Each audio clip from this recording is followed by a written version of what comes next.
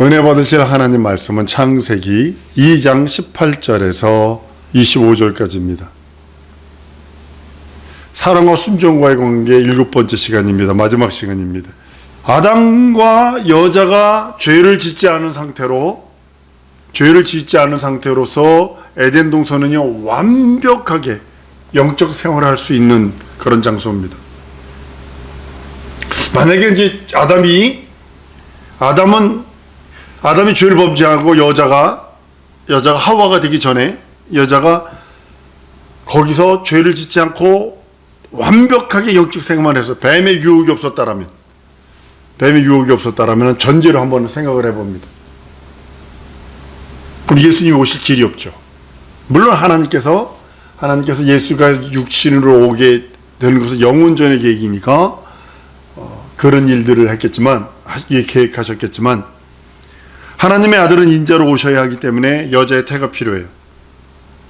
근데요, 자세히 들어보면 잘못하면 아담과 하와가 죄를 범했기 때문에 예수가 죽기로 됐다. 이건 아니거든요. 영원전에 죽기로 된 건데 뱀이 꼬임으로 인해서 뱀이 하와를 꼬이는 것 자체가 뭐냐면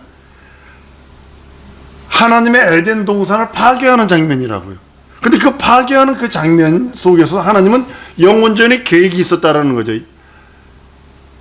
하와를 통해서 예수가 오시는 하와의 그 사한자의 어미가 되는 그런 일들을 한 사건 속에 부정적인 사건인데 아담과 하와가 뱀의 꼬임으로 넘어지는 그 장면 속에도 하나님께서 무엇을 장치를 해놓으셨냐면 그로 인해서 하와라는 이름 사한자의 어미가 되는 그래서 그 예수가 죽음을 맛보시기로 하신 그 일들을 그때 그 유혹의 그 장치 속에도 있다라는 거죠. 아담은 돕는 배필이에요. 하와는 돕는 배필이에요. 아담을 돕는. 그래서 맨 처음에 아담에게서 하와를 취해냈을 적에는 육체적인 생산을 하도록 뽑아낸 관계가 아닙니다. 하와가 창세기 1장 사람들 남자와 여자처럼 생육하고 번성하는 관계가 아니라 돕는 배필이에요. 이게 달라요. 돕는 배필이기 때문에. 아담과 여자는 사랑과 순종과의 관계입니다. 그래서 돕는 배필이에요. 사랑과 순종과의 관계가 대단히 중요합니다. 이 사랑과 순종과의 관계가 하나님 아버지가 아들을 사랑하시고 아들은 하나님 아버지 앞에 순종한다는 것에 대한 이 완전한 비유거든요. 예표거든요. 하나님의 아들이 인자로서 성육된 것은 영원전 지구가 만들어지기 전 계획된 하나님의 계획이고 하나님의 뜻이고 하나님의 의도이기도 하고요. 히브리서 1장 2절에 이 모든 날 마지막에 아들로 우리에게 말씀하셨으니 이 아들을 만유 후사로 세우시고 저로 말미암아 모든 세계를 지으셨다라고 말씀하셔서 영원전의 계획입니다. 예수 죽는 거 아담이 하와가 타락했건 타락 안 하건 상관하지 않고 이건 죽으러 오셨어요. 영원전의 계획입니다. 하나님의 계획대로 모든 계획을 보면요. 하나님의 아들이 하늘에 오르셔서 만유 후사로서 하나님 보좌 우편에 좌정하는 것이 첫 번째 목적이에요. 첫 번째 의예요. 첫 번째 계획이에요. 그리고 그로 말미암아 모든 자, 하늘에 있는 자나 땅에 있는 자나 뭐 땅속에 있는 자나 뭐 어디 있는 자나 상관하지 말고 예수 이름 그 이름 앞에 무릎 꿇고 그 이름으로 하나님께 영광 돌리는 것. 그것이 두 번째 목적이에요. 하나님의 아들이 성취할 통로, 그 통로가 여자를 통해서 이루어지는 거예요. 하와가 타락을 했어요. 여자가 타락했다고요. 돕는 배필의 그 직분을 상실해 버렸다고요.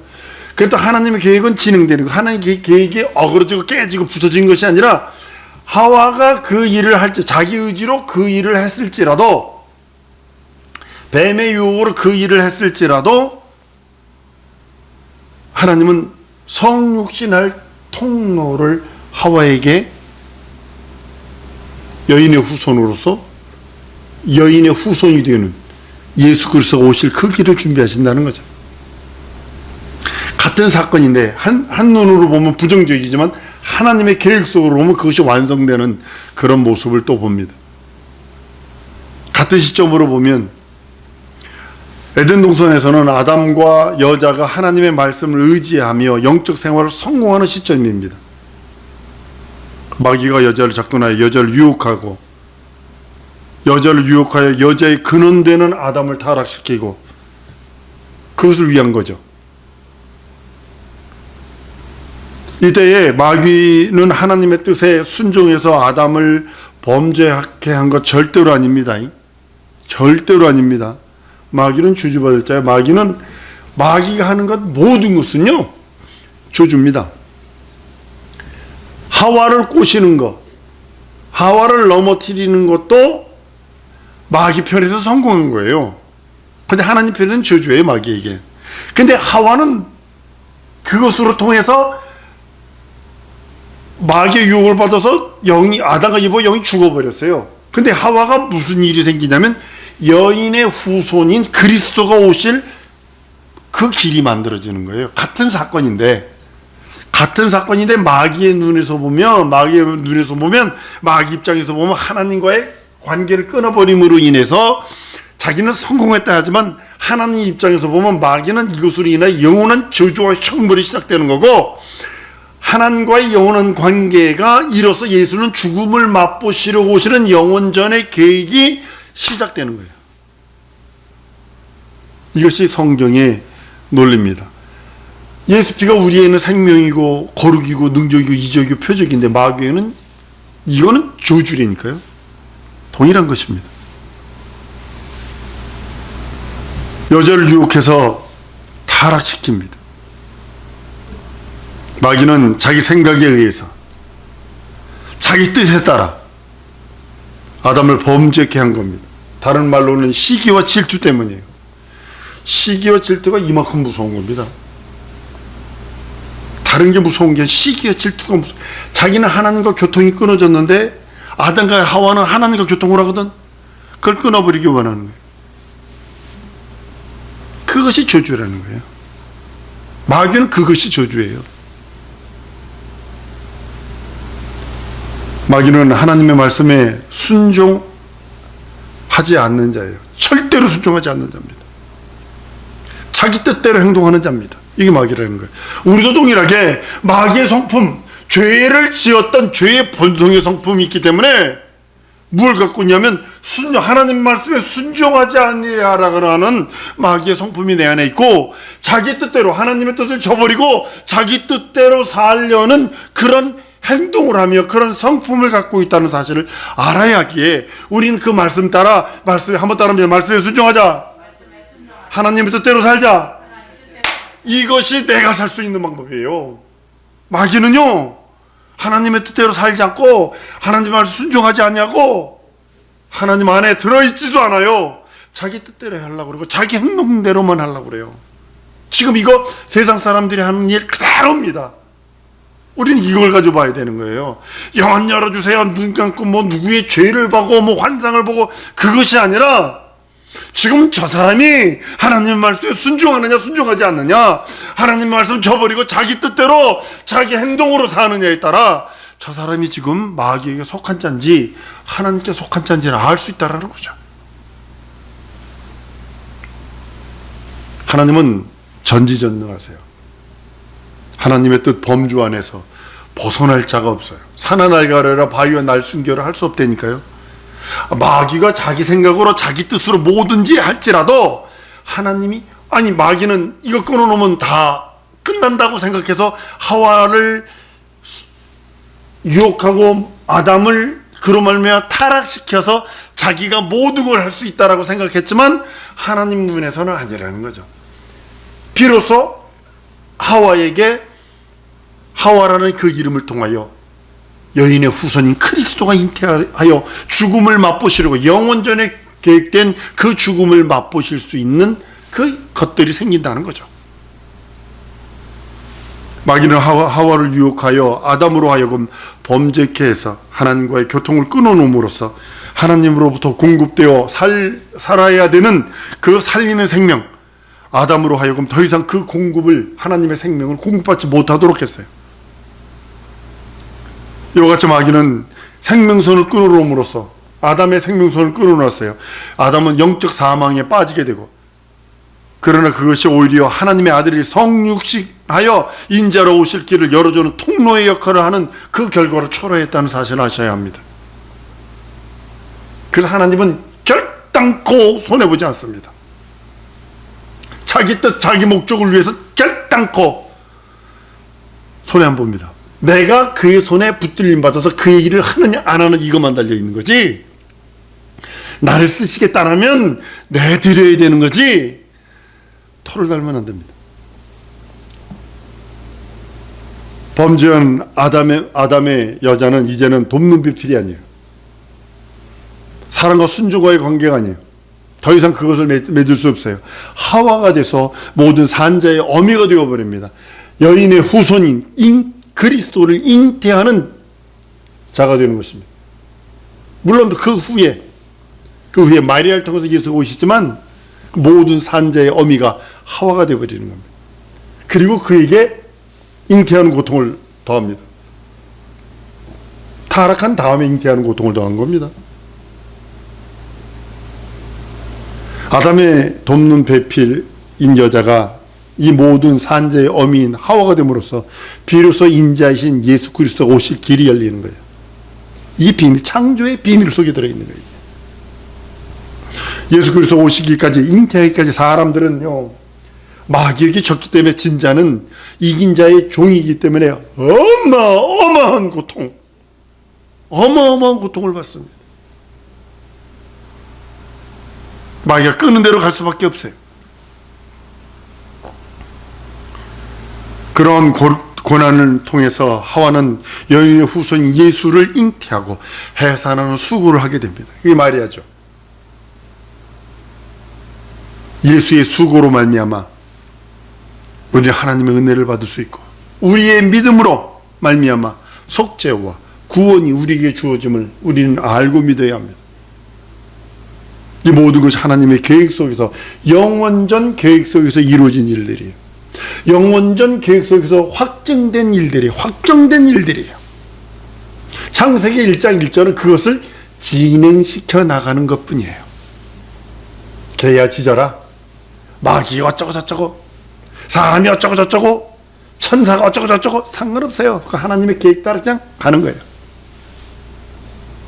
우리가 그의 뜻에 한번 따랐습니다. 내가 하나님의 뜻에 있는 것이 영광이요, 존귀요, 생명이다.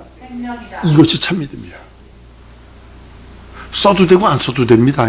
아셔야 합니다. 하나님에게는 아쉬움이 없어요. 내가 아쉽지. 내가 죄용서가 내가 아쉽고, 천국이 내가 아쉽고, 구원이 내가 아쉽고, 영생이 내가 아쉽지. 이 세상에서 뭐가 조금 잘 된다고, 이 세상에서 뭐가 조금 안 된다고, 그것 가지고 영원한 영생의 그 생명을 포기하느냐 포기치 않느냐, 이런 어리석음이 어디 있어요. 이 세상의 것들과는 조정할 수 있어야 돼요. 그 어떤 것도 하나님의 계획에서, 뜻 안에서, 하나님의 의도와 섭리 안에서 벗어날 수가 없어요. 여러분과 나도 마찬가지입니다. 아담의 죄는 인간에게 영적 사망과 형벌과 저주 등을 가져오게 되었어요. 그런데 많은 사람들이 그 시야가 거기에만 멈춰요. 죄 짓기 때문에 영적 사망이 왔대, 저주와 형벌이 왔대, 안됨과 막힘이 왔대. 그 눈에 거기에 멈춰 있으라는 절대로 아니거든요. 많은 사람들이 거기에 놓쳐요. 부정적인 것에 멈춰 있어요. 아담의 죄로 말미암아 실제적인 죽음을 맛보신 분은요, 저주를 맛보신 분은요, 예수뿐이었거든요. 우리는 아직 저주 안 받았어요. 사망, 형벌 이런 거 안 받았어요. 실제적으로 아담의 죄로 인하여 실제적으로 죽음을 맛보시고 저주를 맛보시고 형벌을 맛보시는 분은 예수뿐이 없어요. 마지막 아담이 예수뿐이 없는 거예요. 물론 첫 아담도 영적으로 사망했습니다. 그러나 첫째 아담이 당한 죽음은 심판의 죽음이요, 마지막 아담이 당한 죽음은 형벌로서의 죽음이라는 것을 잊어버리면 안 됩니다. 마지막 아담이 형벌로서 죽음을 경험함으로써 말미암아 첫째 아담이 심판의 죽음이 이후에 당해야 할 모든 형벌의 죽음, 그것을 대신 담당했다고 성경은 말씀하고 있습니다. 마지막 아담이 예수께서 첫째 아담의 형벌의 죽음을 다시 대신 짊어지시지 않았다라면 첫째 아담은 영원한 형벌과 사망과 저주밖에 없을 것입니다. 성경에서 허물로 죽었던 너희를 살리셨도다라고 성경은 에베소 2장 1절 2절에 말씀합니다. 허물로 죽었던 너희를. 첫 아담이 이미 죽음을 당한 것이라고 말씀하고 있는 것입니다. 첫 아담이 당한 죽음은 형벌로서의 죽음이 아니라 심판으로서의 죽음입니다. 정죄받아 죽는 죽음을 말하고 있는 것입니다. 마지막 아담 예수께서 형벌로서의 죽음을 대신 짊어지심으로 말미암아 첫째 아담, 모든 인류는 자기 생명을 회복한 것이 아닙니다. 아담의 생명을, 죽어버린 아담의 생명을 회복한 것이 아니라 창조주의 생명으로 새로운 영역, 새로운 생명, 새로운 영적인 생명을 얻었다라고 성경은 말씀하고 있는 것입니다.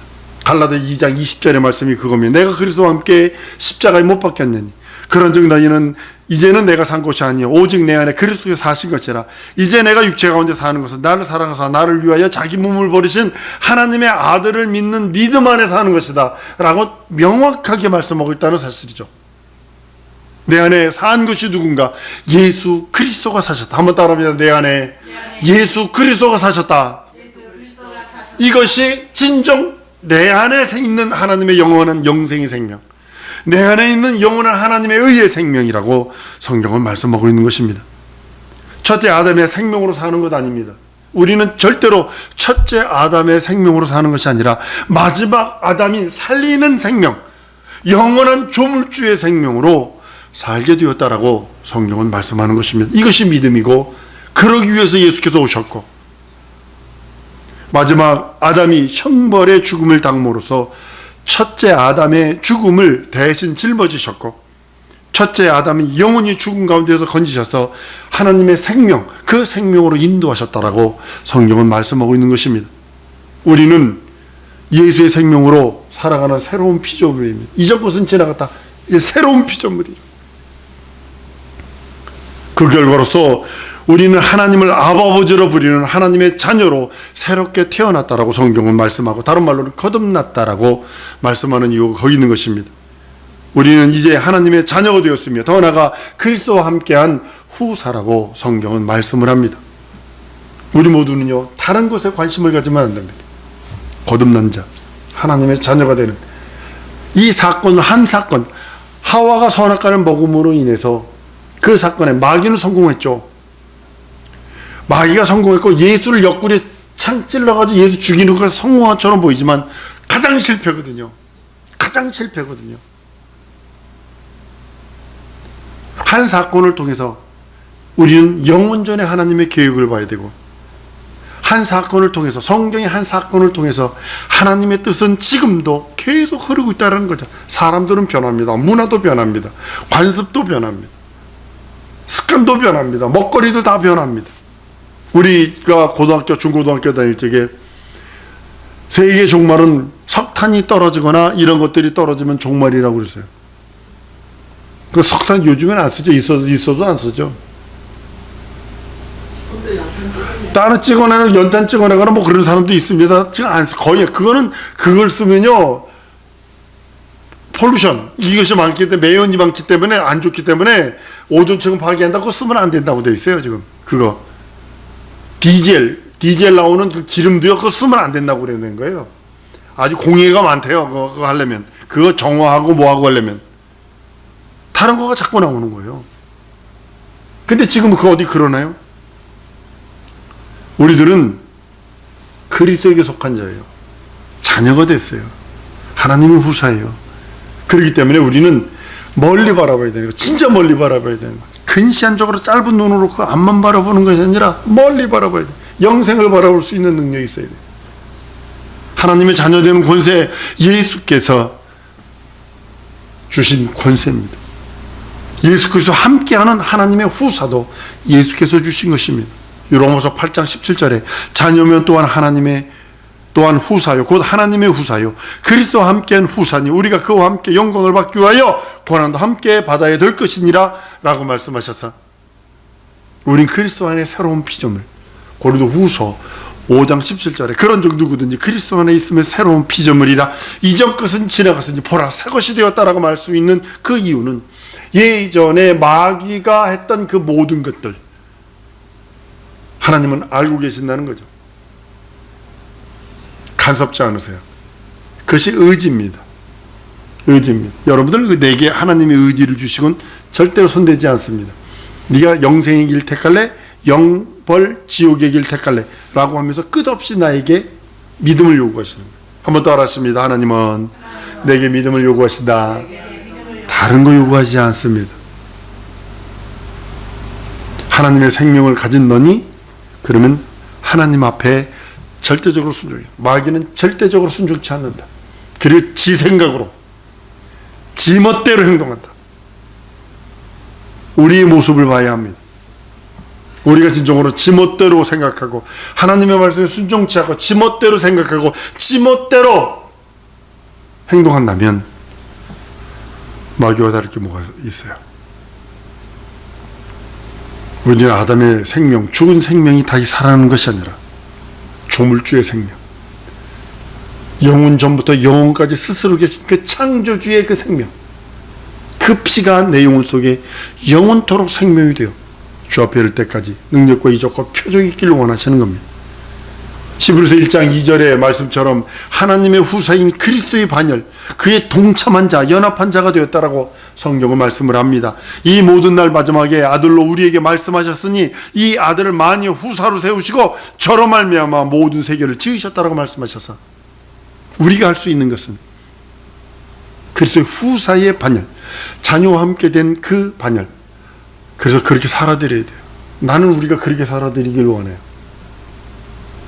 다른 걸로 살기를 원하는 것이 아니라 그리스도의 후사로서의 걸맞는 삶, 그런 영적인 그런 삶으로 살기 원합니다. 이 시간에 기도할 때 하나님, 자녀로서의 권세 있으니 권능 주시고 그리스도와 함께한 후사니 내게 능력 주셔서 그 반열에 동참한, 예수 그리스도의 반열에 동참한 자로, 후사의 반열에 동참한 자로 살 수 있도록 내 영혼에 함께 하시고 은혜 주시고 능력과 이적과 표적 달라고 우리 다 같이 통성으로 기도하십니다.